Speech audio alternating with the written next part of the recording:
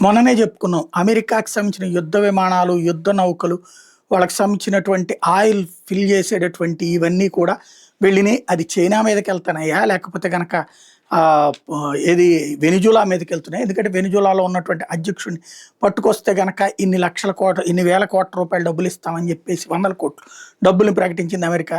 అట్లాగే అతన్ని మాదక ద్రవ్యాల హెడ్ అంది, మాదక ద్రవ్యాల సప్లయర్ అంది, ఇయన్నంది.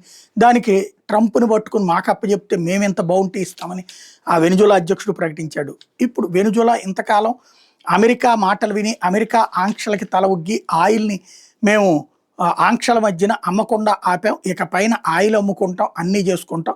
అమెరికా ఏం చేసుకుంటుందో చేసుకోండి. మేము చైనాతో సంబంధాలు పెట్టుకోబోతున్నాం. చైనాతో మా స్నేహం కొనసాగుతుంది. చైనాతో మా వ్యాపార లావాదేవీలు కొనసాగుతాయి అని తేల్చి చెప్పేసింది వెనిజులా. తద్వారా ట్రంప్ ఏదైతే వెనిజులాని కబ్జా చేసి అక్కడ ఆయిల్ నిల్వల్ని నొక్కేయాలనుకుంటున్నటువంటి వేళ, ఇరాక్ తరహాలో కథ నడుపుతున్నటువంటి వేళ రివర్స్ అయింది.